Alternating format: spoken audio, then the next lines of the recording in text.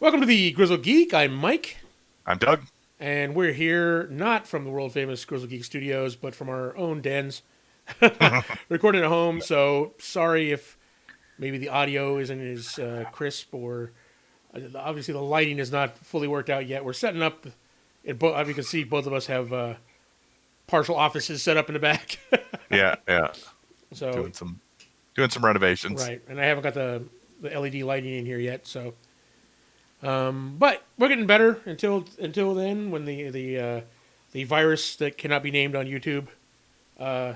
is cleared up. Then we're going to be recording from here. We're going to be doing all our reaction videos, and today we are going to be reviewing Star Trek Picard.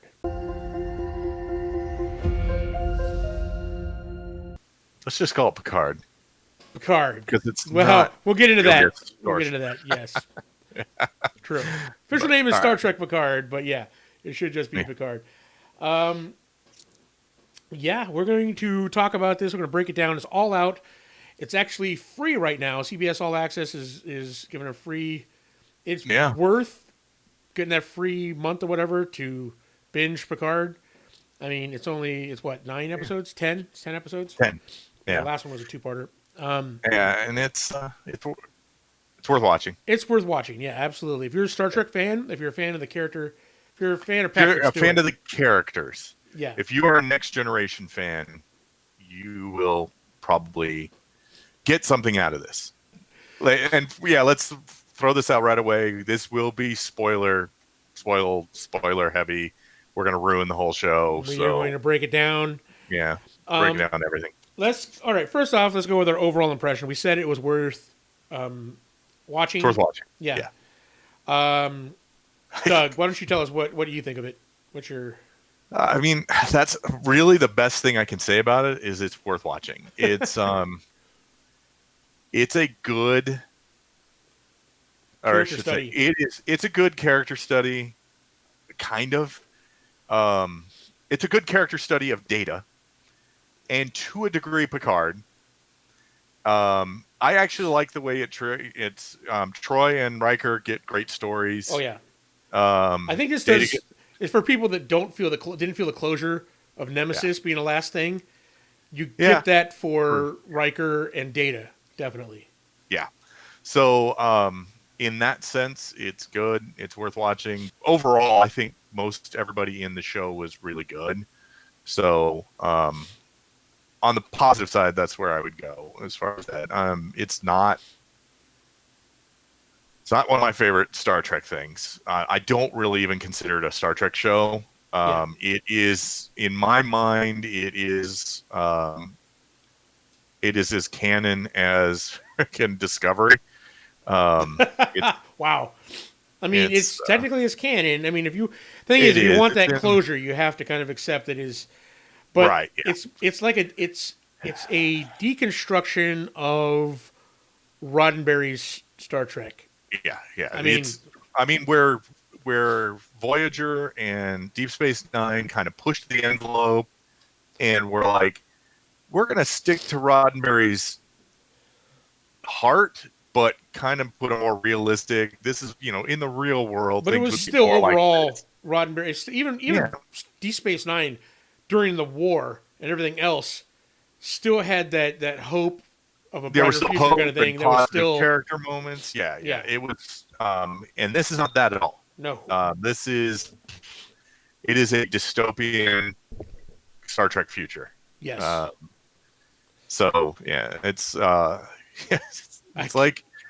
the mirror universe. It took over everything except for the main characters. Yeah. I mean, it was. So, If there was, it kind of breaks all the taboos of what Roddenberry put in place. Can't do this, can't do this. It breaks them all. I mean, and for someone who drops f-bombs left and right in my personal life, they really stood out in this. Every time the f-bomb was dropped, it was like one of those things. I don't mind it, right? I'm not yeah. proved like, I should never cuss. But it just feels strange in the Star Trek universe, right? It does. Yeah. It doesn't It has no it has no foundation in the Star Trek universe. Right. It's you are led to believe by all other Star Trek lore that those type of swear words just don't exist anymore. Right. The people have moved beyond We've moved having the beyond need that. to use those, and then when they pop in, you're like, but that doesn't go. That doesn't belong here. Right. Like you said, I mean, I don't avoid movies because I think, oh, it's too much swearing in it or something like that. I don't care about it. But when it clashes with, it'd be like if people were started swearing up a storm in Star Wars. Like, Yeah, it doesn't where did that fit. come from? That Yeah. doesn't exist. Yeah. They actually make up different words to kind of suggest that, but not go that way. I mean, so, to be clear, it wasn't dropped a lot. It was only like a couple times. yeah, But, and they tried to use it like in shock moments, like right, oh, yeah. I mean, this it is used it really a big appropriately. It deal. wasn't just like gratuitously thrown out there, but it just felt odd in the context of Star Trek. Okay, so yeah, I mean, it just seems like it's just weird. So the hope, I mean, some of the things that like Starfleet being the good guy is that's always a. And I guess I don't agree with the comments that are going out, like the memes and the comments that are going out that Star Trek's that Starfleet's They're not the bad guy, but they're definitely not the hero in this. They are any modern government They're where more realistic. They're more realistic. They're more, there's politics and shades of gray and but Starfleet's always been above that, right? Money and resources matter at this point. Yeah, exactly. Money and resources came in here. Where did the money come from? Yeah, that kind of stuff. Why is there poor people on Earth? On Earth of all places, the home of the Federation, there's poor people. Yeah. So yeah, those were some kind of disjoint. It's one of those things that made it not terribly Star Trek-ish. Okay. So yeah, we jumped into the kind of the overall. I jumped straight I into. mean, yeah.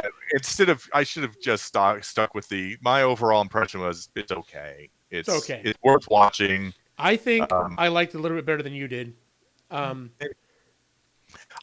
we'll get into it. I have a few specific points that's like this kind of ruined it for me. Yeah. Oh, I have a few things that I think they were stupid, and there was a lot of things that they did wrong in this.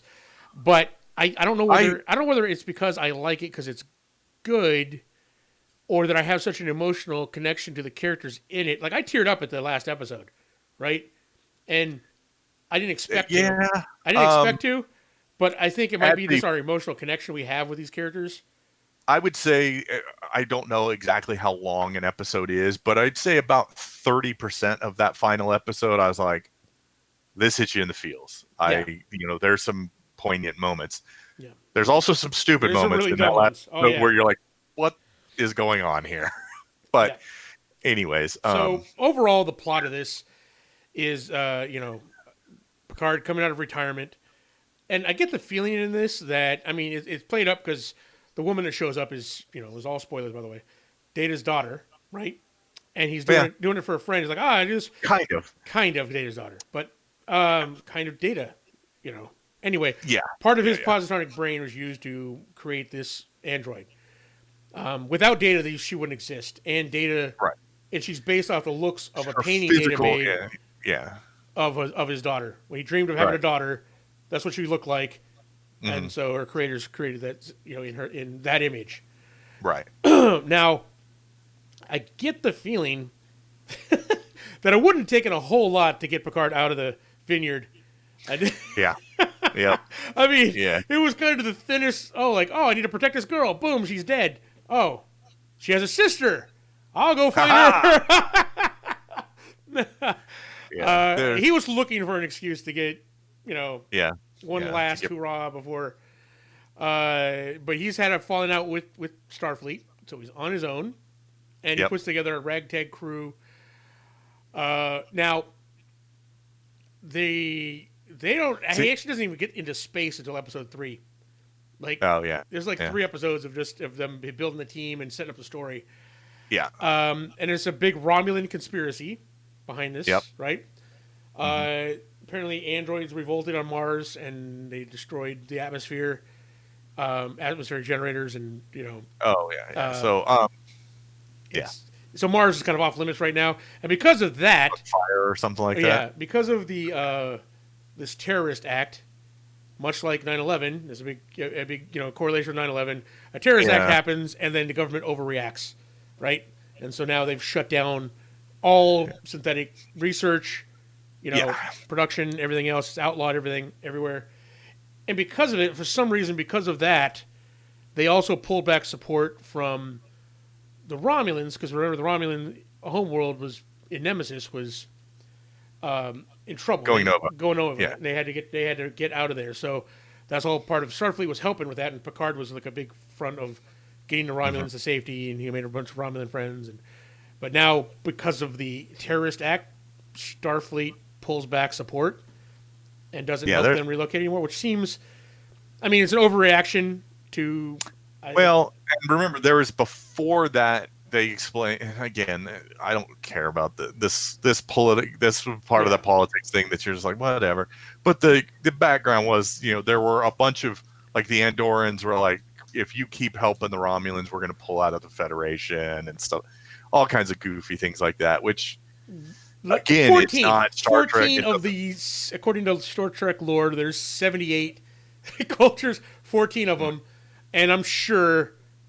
Like Andor leaving would be like, Puerto Rico's defecting, and I'm like, Starfleet would be okay, and I think they'd come back eventually. Yeah, but so I mean, and that goes against the vision of the harmony, right, everything else. But so the crew. Let's talk about the crew he assembles. That's pretty much what the first three. Well, first off, before we go in, I want to kind of touch on this because one of the main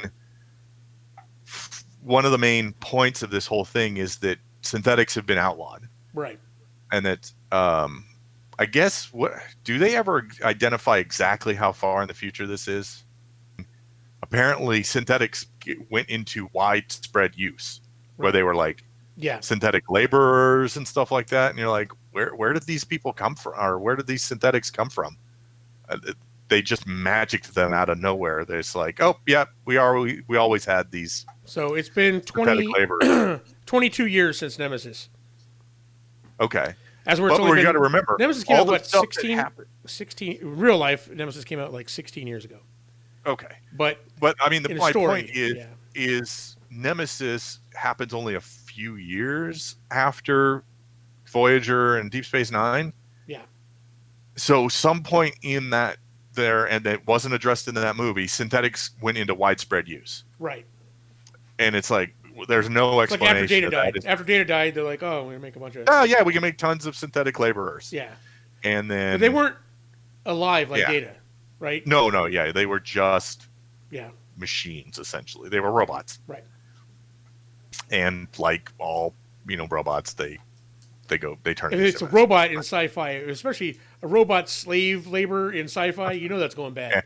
So, although, I mean... But it was a virus planted by Romulans. Yeah, we find out that it was the Romulans who did it. Yeah, so because of Mass Effect. Yeah. Oh yeah. We'll get to We'll get to that, but yeah, this plot is straight out of Mass Effect. The plot of the series. I'm like looking at EA going, you might have a case. All right. So anyway, do you want to go? Yeah, let's break down let's go the first 3 episodes because they all that's just the gathering of the team, right? Yeah. Okay. I will say the coolest characters. I really like his. His two Romulans. Yeah. Friends are awesome. They were only in the first 3 episodes, but they're like I want to call them nannies, but they're like his bodyguards. His ex Tal Shiar. Yeah. They're badass Romulans. They're ex Tal Shiar. Yeah. And they're one is one basically runs his vineyard for him. Yeah. Yeah, it's essentially and one's his house, basically. His house person, I guess. But so they were awesome. I mean, who better to have there's a couple ex Tal Shiar. They were 2 of my favorite characters. It was disappointing that they did not continue on. Yeah. Now they are talking future seasons. Yeah. So maybe they come back. Yep. and we'll get to see them again. But they were cool They characters. were I like awesome. the actress that were playing them. Yep. So yeah. But what do we think of his crew that we put together? What about? Let's start with Raffi. Um, I like the actress. Mm-hmm. I like the idea of the character, but the setup was kind of not very good, Yeah. and she goes nowhere. She has a plot. She has a Yes, storyline that just ends. that just ends. Her Yeah, going to see her son. Yeah. it ends in a super unsatisfactory way. You're Right. just like, now again, because this isn't a one-off, maybe we come back around to it. Like we find out, well, she was totally justified in all of her rantings and ravings. Essentially, She's a conspiracy theorist. She was Picard's protege Mm-hmm. who gets left in the lurch when he resigns. She's still in Starfleet, and kind of everything that would have fallen on him falls on her. Yeah. Doesn't help that she's got this conspiracy theory about the Romulans, which proves to be right. Yeah. But Everyone she thinks she's goes crazy. full, like living in a shack in the middle of the desert, kind of. Out by Vasquez Rock, which I thought was a nice touch. They put her trailer out by Vasquez Rock, which has been used as an alien planet in like so many Star Trek before this, like the original series, because it's just outside this Los Angeles, right? So Okay, yeah. And it's been in so many movies. Vasquez Rock's pretty. That's where Kirk fought the Gorn, was in front of Vasquez Rock. So and her trailer's like right in front of it. So, did it bother you that she called Picard JL? Didn't that seem a little like? And I get it. I understand. Like for me, it's kind of like, all right, his old crew would never call him JL, right? Yeah. And I get that he was their commander, right? And she has a little more. But I don't like the fact that she's a little more personable with him than. And there's no real reason for it, because what we're led to believe in this is that, again, she's like his protege when he's an admiral. Right. So she was like an adjutant or something like that. So she would have been in the same position as everybody else in his crew. Then she establishes that once he resigns, they don't have any contact anymore. He never checks on her or anything like that. So not only does she have this, very familiar way of addressing him, right? She lets that go really quick. All right, like it's almost wearing, like she's wearing Lieutenant Commander pips in that scene. Okay, so she's Lieutenant Commander. So there's some sort of hero worship there, so she latches back onto him, even though she has every reason to want nothing to do with him again. Yeah, and you get the idea that she is looking for a way out as well, because she's, again, here's another very not Star Trek thing. She has become a drunk and a drug addict, and is poor. So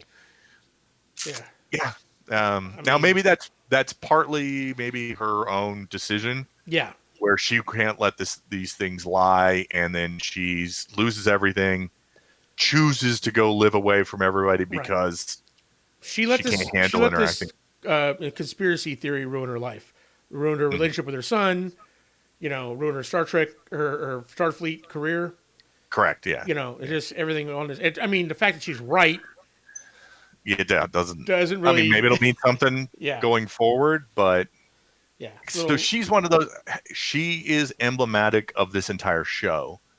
There's a lot to like about it, but it is really doesn't make a lot of sense. You're kind of like, where did this come from? Where is it going? I don't, why is this the way it is? Right. This show suffered from, we have a lot of things we want to do and say and be able to reference, and we're not sure we're going to get more than one season. So shove it all in there. And I have a feeling her calling him JL, it was meant to signify how close they are, because there's no time to show it. Right. So it's just another little hint about, how close they were. Yeah. I just don't. It just doesn't feel right when someone's closer to him than the old crew, right? Right. I mean, just and because none of the other crew would call him JL. All right. What about Rios, the captain? He, along with his holograms, is probably my favorite Of the crew? Yeah. Of the crew. Yeah, he's definitely the coolest. He's the most intriguing of them. Absolutely. I'm the most interested about him. And when they, again, probably episode 7, maybe, I think 6 or 7, they start exploring this idea that all of his holograms have been, they took the emergency medical hologram idea and turned it into, there's an emergency medical or emergency navigator hologram, an emergency engineer hologram, and all this. And it's an awesome idea. It's my favorite thing from the show. It makes sense. It makes sense with that technology. Yeah. Once Voyager got back and they realized what that could do. Yeah. And then just the idea that bits of his personality are divided between all of them. Mm-hmm. It's really cool and intriguing, and it goes nowhere. Yeah. And I'm hoping that in future seasons they totally dive into that, because he's got a trauma. He's the best new character. Yeah, he's the best new character. He's got a trauma about his old captain dying. Mm-hmm. And he left Starfleet or whatever. Luckily for the plot, that trauma is totally related to the overall plot of, dealing with synthetics. It is. That was lucky that she found him. This pilot guy. I was going to say, I was going to. What a coincidence. Yeah, it's like, I love Rios. He's great. The only thing is, it's weird that it's a different captain, right? Picard's not. He's on this mission. He's in charge of the mission, but he's not in charge of the ship. Right. Yeah, so it is. He doesn't get to sit in the captain's chair, which is so odd to me. Yeah. But it's something you got to get used to, because Rios is great. Yeah. All right. Who's the next character you're going to talk about? Let's talk about Alison Pill's character. What's her character's name? The doctor. Yeah. I've got it right here. Dr. Agnes Girardi. Dr. Girardi. Now, she's one that I'm kind of like, okay, I don't quite. All right. I like her character. Mm-hmm. Both before and after the incident.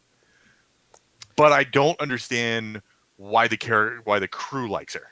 Why is she still there? She murdered a dude. She straight up horribly murdered a dude. Like, I'm like, her ex-lover. Her ex-lover. Yeah. Now I get. Okay. I understand why. I can understand why. But at the end of the show, they all fly off together. Like, oh yeah, we're just gonna forget the fact that you just murdered a guy in our sickbay. Yeah.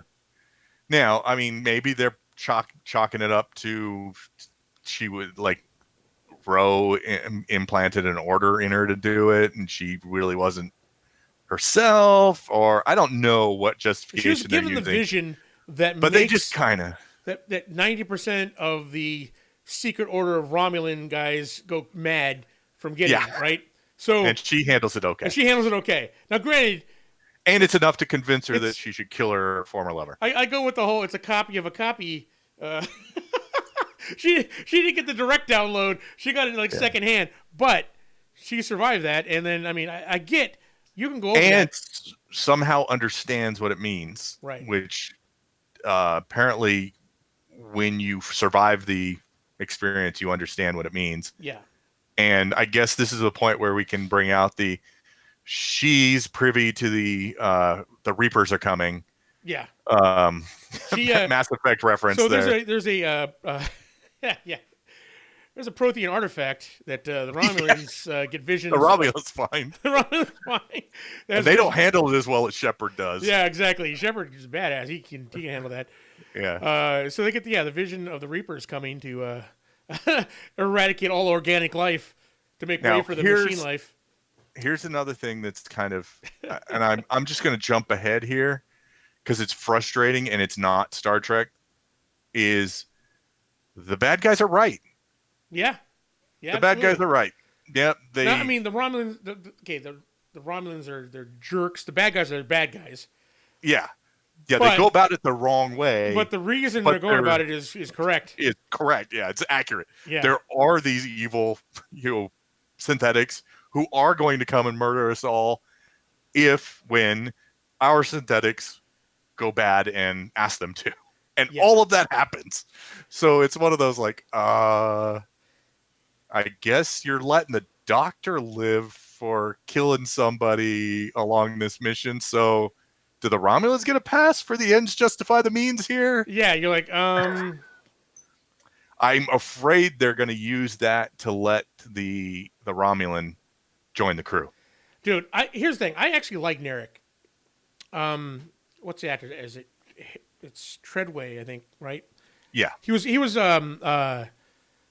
Frankenstein Harry Treadaway. in Penny Dreadful. Oh, right. Yeah. Yeah. Okay. So I liked him from that. Right? I like the actor. Yeah, I like the actor. I think he did a good job with the character. I don't. It's one of those things where it's like I don't want this character to be redeemed because I think he's done the irredeemable. Well, the only thing he's done really is he attempted to kill Soji, right? And he was tore up about that. So he was really upset that he had to do that. And when he saw her escaping, he didn't like just chase her down right away. He like give her like a head start because he was actually you could see the relief in his face when she busted out of there, right? Yeah. And if you're gonna kill her, that was kind of that was the best chance you could give somebody to escape. You know what I mean? Let her activate. Let her activate and try to escape because he really cared for her. And in the end, he joined the good guys, right? His sister he joined the good guys to do exactly what he wanted to do. He essentially co-opted the good guys onto the bad guy side. Pretty much. Yes. We're not to that episode yet. Right. That part of the plot. As far as the character goes, really, that's the only really bad thing he did is try to kill Soji, and he was tore up about that. And yet the doctor straight up did kill somebody, and she's part of the crew, right? True enough. So let's put it this way. His sister was evil. His sister was the evil one, right? Yeah. She's the one that killed Hugh. She's the one that was a jerk, right? She was even a jerk to him. Yeah. That's why I don't have a problem with him joining the crew. Just looking at the doctor. If the doctor's going to join the crew, why the hell not Narek? Yeah. You know what I mean? Yeah. Well, I mean, I guess it all depends on how they play it. Because at this point, you can kind of see that he was, regardless of his actual feelings, he was emotionally abusive to Soji. Was that the second? Yeah, Soji was like sister's name. I can't remember so. which one was which name was which. Was it Soji or was She plays two characters essentially. Dodge is the first one. Dodge is the first one, and Soji's the second. So Soji's the second one. So yeah, okay, Soji. So yeah, I mean, it depends on how they get around that. She obviously cared about him even after activating. So, anyways, I guess we'll see what happens in season 2. But anyways, where were we? But the last crew member doesn't join until like the very end. She's in it. Oh no, you missed the Romulan swordsmaster. Oh yeah, the kid. What is this? Elnor. Elnor, yeah. He was cool. I like the story. I hate to keep bringing up Mass Effect, but he is essentially Thane. Yeah. He's Thane Krios from Mass Effect. Badass assassin guy. But... Badass, swordsman assassin guy. He's not really. And I think he comes from an order of assassins, but that's not. Yeah, he was trained by an order of assassins. Yeah, so. Just like the Hanar trained the Drell to. Yeah, so. There is a huge number of we're not just kind of there's this little hint of Mass Effect. No, there's a ton of Mass Effect in this. Yeah, there is a ton of correlations. So much.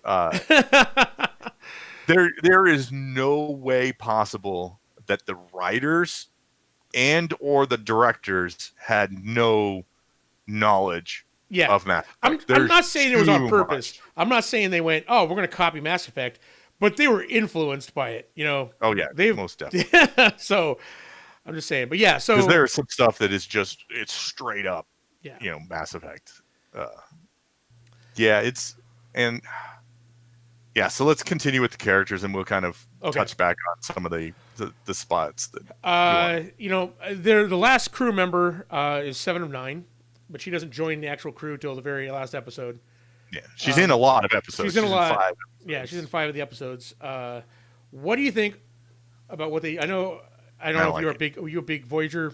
Did you? I mean, I watched all Voyager. Yeah, But yeah, and I was relatively a fan of the later seasons. It got yeah, better pretty much after Seven of Nine joined. right. I mean, Um, everyone said they put her in a cat suit just to to drum up ratings, but well, they actually had better writing they had better writing, in better the stories. stories. She Yeah, was one of the most interesting characters. I mean, I liked 90% of the characters on this show. yeah, I think they Ensign Kim got kind of the shaft yeah, in stories.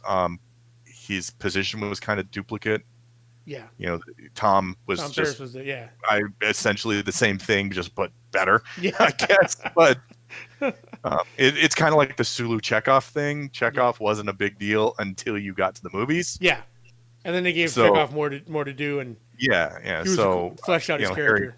But anyways, my problem with 7 of 9 in this show is she's not the 7 of 9 who makes it back to Earth at the end of Voyager. That 7 of 9 has learned to re-embrace humanity. She's she's become more adjusted. She's getting back to being human, not Borg. I mean, she spends a lot of that show being a Borg separated from the collective. But she's pretty By human the in end this. of it, she's human. She's human in this too, I think. I mean, Yeah, but she's lost any kind of hope or they gave her drive. the Borg, the Picard trauma of being Yeah. assimilated, right? Which makes Because sense. she didn't feel that way. No, because she was a Borg longer. Right. She was Borg Yeah. longer. See, that's where Picard Yeah. just got like a taste of his taking his humanity away. She Yeah. hadn't had her humanity since she was like 6, right? Right. And so she's rediscovering her humanity, as where Picard knew Yeah. what it was like, and then And had it taken away. Right. And at no point in Voyager does she seem, at least that I can remember, to have any kind of PTSD or anything Right. like that they seem to hint at in the show. Yeah. So, and I don't like the idea that, like, she's like become this vigilante. And, Well, I understand that with the whole thing with her adopted kid getting killed. Pretty although much. the hint seemed to be that she was already one of those when that happened, and he Right. was too. He was, yeah. So something happened that she's Yeah, decided so to be a it's just part of that whole Frontier sheriff.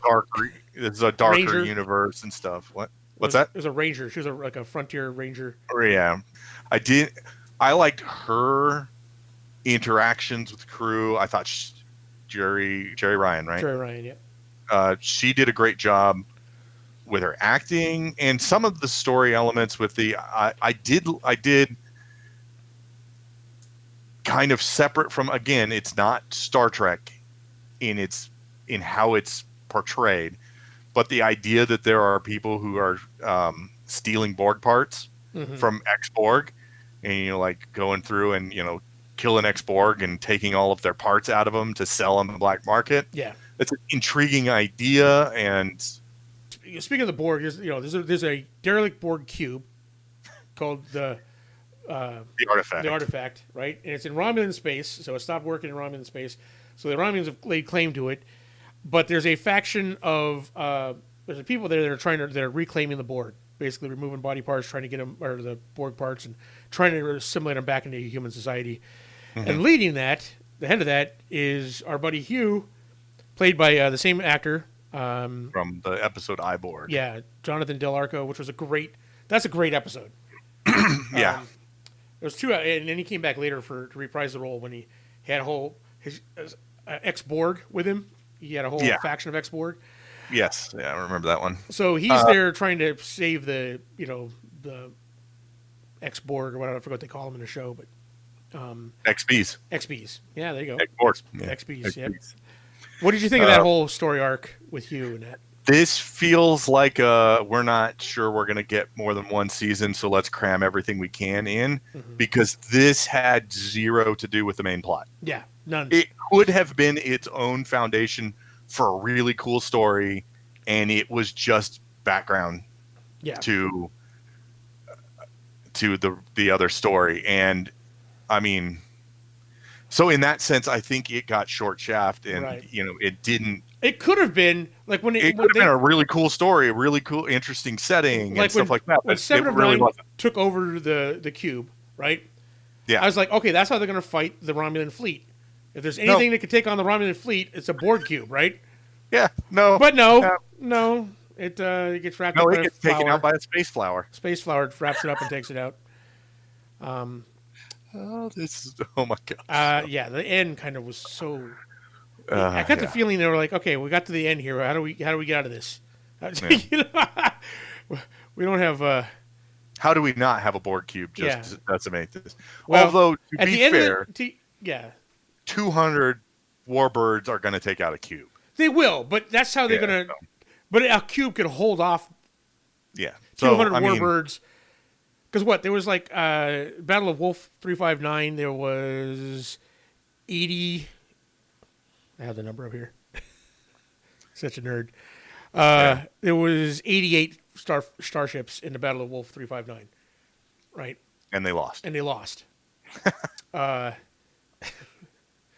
So And not all of those were like full-on warships like this. that was it. Everything they could scramble. Yeah. So I Yeah, mean, but these are warbirds. These are but all these are 200 warbirds. warbirds. It wasn't going to win anyway. That's another thing they did is they kind of upped the ante of everything. You know, you always got the feeling that in Starfleet they had a handful of the big warships. Not anymore. Yeah, They have 200 of their baddest warships. that too. they could just that they sent here, right? They're Yeah. like, oh yeah, that they gave Riker. Yeah, here you go. Take 200 of these. Right? Yeah. So, Like- so yeah, I think Like the Borg everything's been thing was upped. wasted. I think the Borg thing was wasted. Yeah. It was cool. It's cool I to liked have the Q. cube. I liked the idea of a derelict cube, and we're gonna explore it. We're gonna try and reclaim the Borg.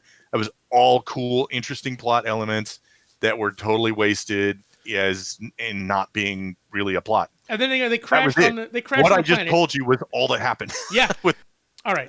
the whole season seemed like just 3 or 4 or 5 different plots Right. all crammed together and So Not fully before they travel through the Omega 4 relay to stop the Geth from summoning the Reapers, they actually have a pit stop. this happened. Yeah, This is exactly what happened. They're Geth, not collectors. yeah, Eventually, though. exactly, yeah. They stop the Geth from summoning the Reaper. Yeah. They have a pit stop off at the Rikers, at the Oh yeah. Okay. and Probably this the for best me was part one of of my the show. favorite episodes. Oh yeah. This was probably the best part of the show. Because we got to see Riker and Troy and their daughter. Yep. And you got to see Riker take a leadership role that he never got to in the series or the movies. I mean, he's commanded the Enterprise before, but he never. Yeah. How many times did he turn down his own command? It wasn't until Nemesis that he left to Right, yeah. captain the Titan or whatever it was. Yeah. And he was there. He was there to give Picard advice, right? Yeah. And I love that juxtaposition of them. You know. And I like him calling Picard down Yeah. because the writers did make Picard pretty arrogant. Yes. In this. Yes. And I think it's hard to say. I mean, you could do whatever you want as a writer, but I think unfairly so because he was never like that in the show. Yeah. And in the show at the beginning, he was just very by the book, standoffish, Yeah.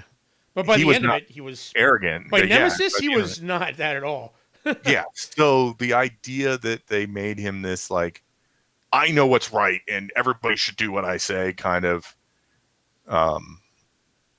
crusader kind of attitude was, I guess that was him trying to make his mark before he died Yeah.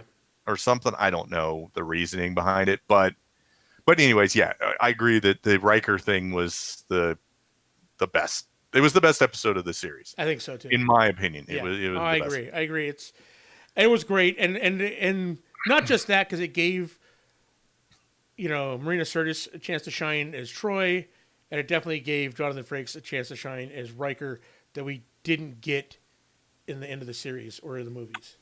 I love that their kids are geniuses too. Yes. I mean, you only get to experience one of the two kids as a genius, Right. but you learn about the other one. Yeah. The one. So It's great. It's cool. It's very cool. Yeah. And then at the end, when Riker gets, this is how bad Riker is. He's retired, and he comes back. Picard signals for help, and he comes like, "Oh, I'm gonna want to be acting captain and command the fleet." He does tell us that he has stayed active reserve. Yeah, but it would take a lot to get him out of retirement. Right. That's what he tells Picard at the end of the episode he's in. And he comes out at the end. And then he does when Picard puts out the call. And I see a lot of people were saying like, well, why the Enterprise is not the flagship anymore? He said he's a flagship of that armada. Every armada has a flagship, right? Yeah. So that wasn't like the flagship of, because according to the side stuff that we don't have, if you're a nerd and you read the comics and everything else, Worf is captain of the Enterprise, which is still the flagship of the fleet. But I didn't know that. Yeah. But Riker just came out to retirement. That's the flagship of that armada. The Zhang He and all those ships that he was in the fleet were Curiosity class.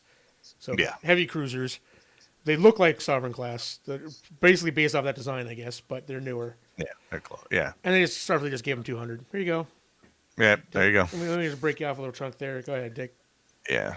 Fly through the Omega 4 relay and save the group. I mean, literally, that's what happened. Am I making this up? This is straight out of Mass Effect, right? I mean, the synthetics or the Geth are building an array to summon the Reapers or the mechanical whatever gods that were, right.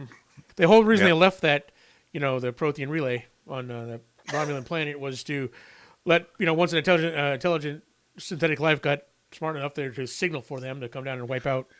They even go so far as to when the Romulan guy in episode 9, I think it is, or maybe it's 10, episode 10, he explains the history of the Romulan mythology about this.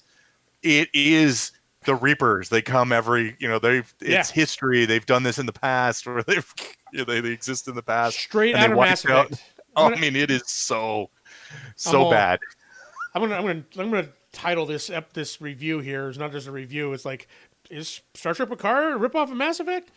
Because it's very close. All right, wait. I want to point out a couple of go ahead. A couple more things that kind of bug me in this.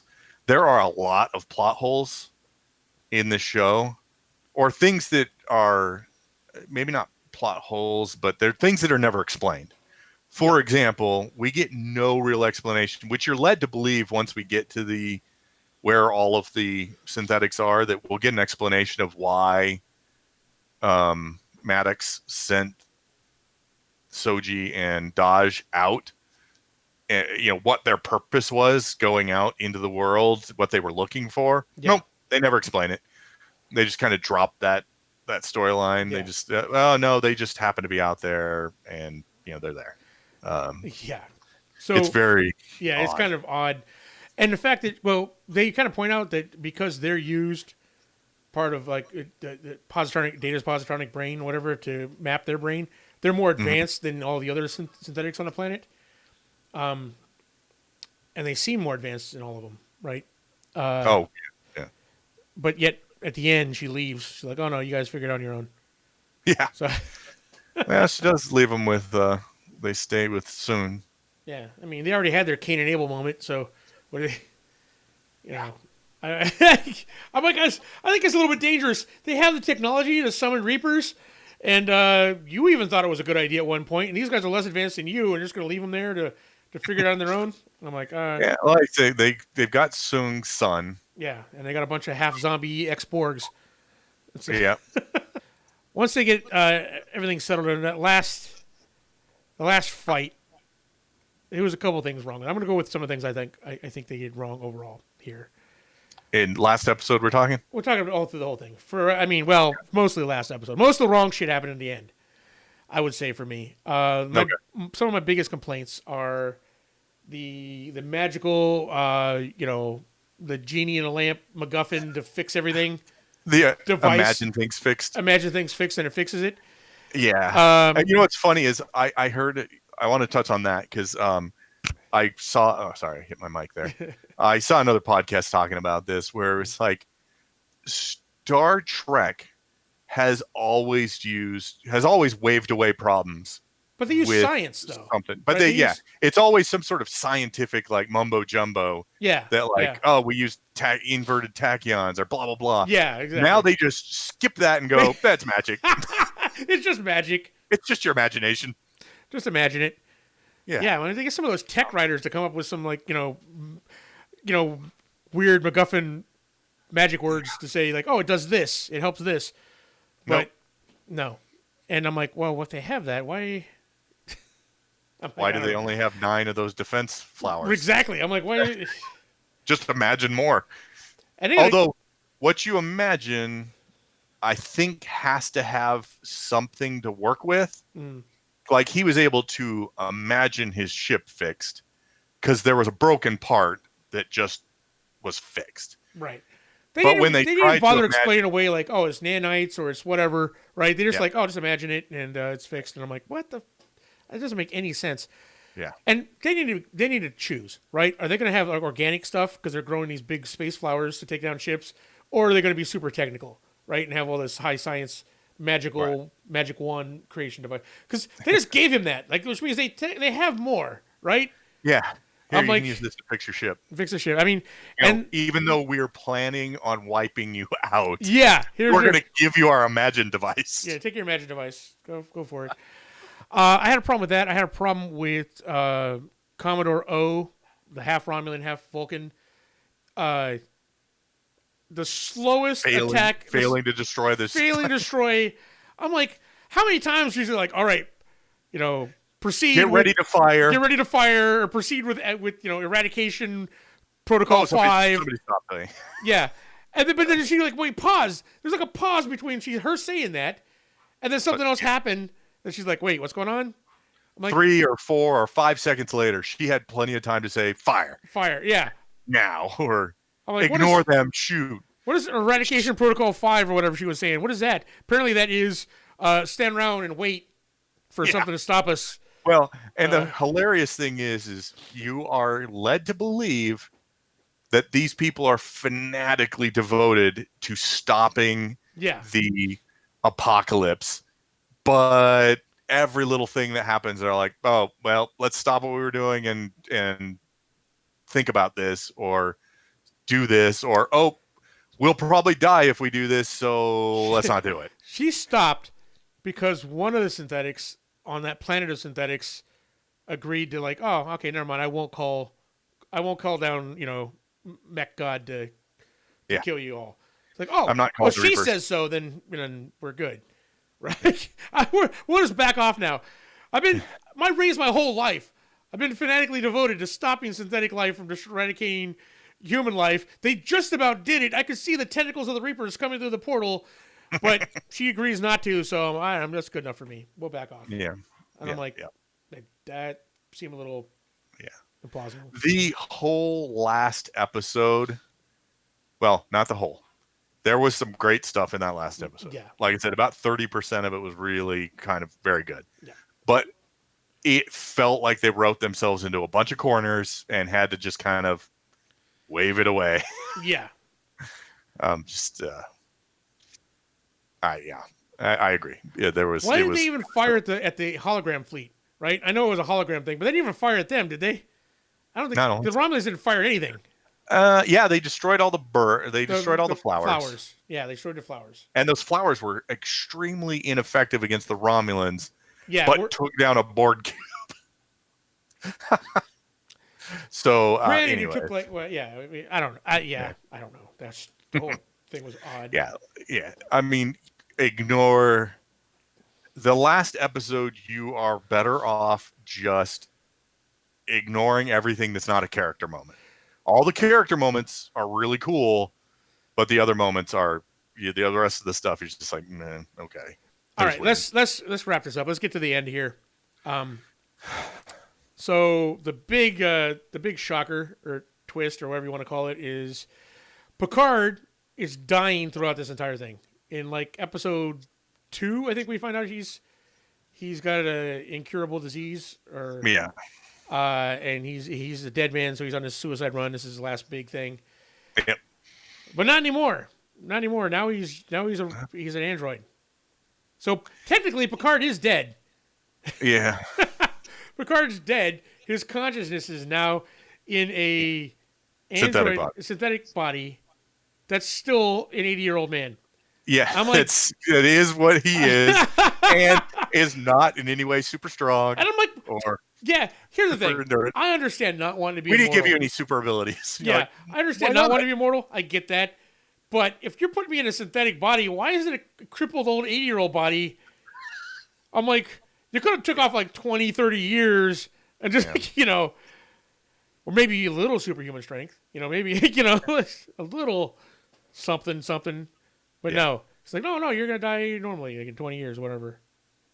I'm like, Yeah, he was okay. going to die anyway. So Well, technically, he's what Picard, Patrick Stewart's 80. He's 90, whatever he said, 98. He's almost 100.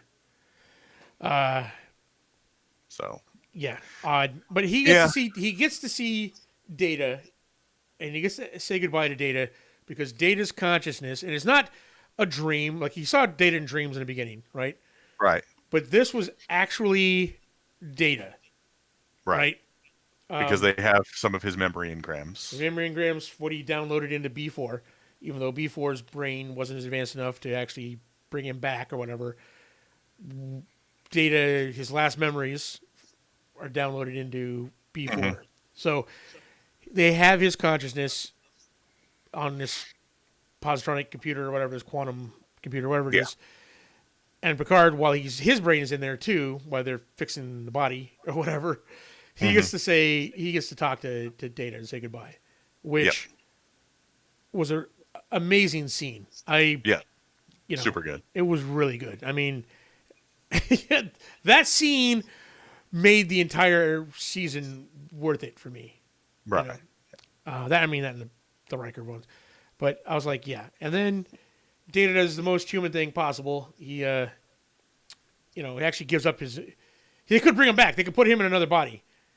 Yeah. But he's, he's learned to be human is to have a finite existence. Yes. So he asked to be, he asked to not only be like deactivated, he wants the bit of his consciousness that is in all of the synthetics. Yeah. He wants that turned off. So that's really good. That was a really good scene. Yeah. Because he then dies. He dies. We get the scene of Data dying, which is cool. Yeah. It's a cool end of his story arc from wishing to be human to dying like a human. Yep. Yeah. And then it's kind of weird because we do have a mourning scene where everybody's like mourns Picard's death, and then he's back and everything's fine, but he's not. He's not. They mourn his death because he died. He's dead. Yeah. Picard's dead and buried on that planet somewhere. Yes. His consciousness is now walking around in a Picard clone or Picard synthetic body. Correct. Yeah. So, yeah, everyone was all like, "Why are they, all crying for Picard when they know he's put in another body?" Well, because he actually did die.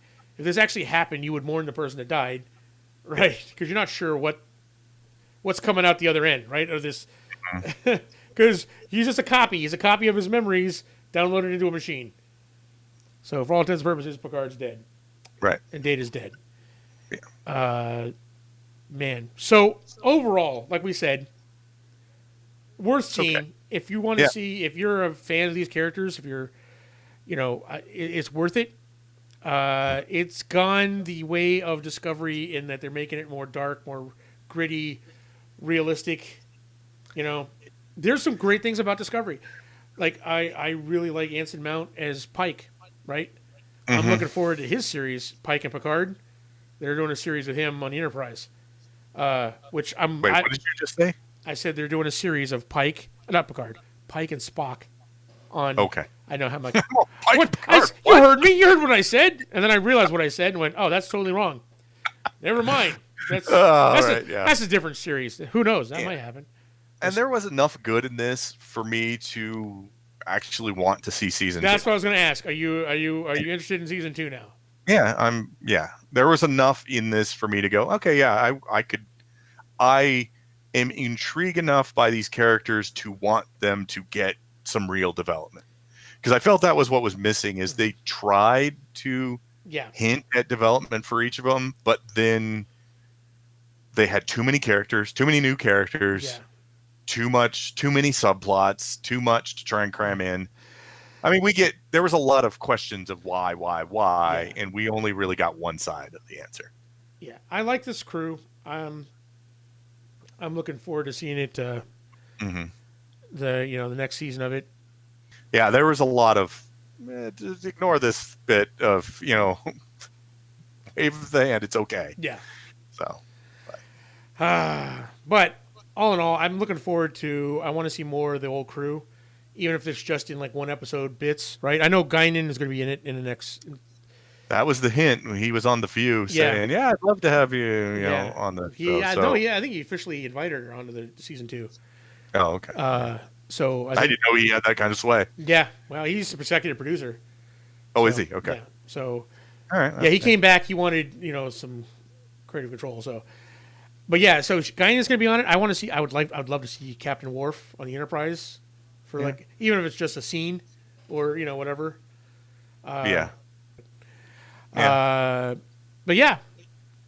Anyway, I think there it is. Picard, aka Mass Effect the movie. Yeah. Mass Effect the series. Yeah.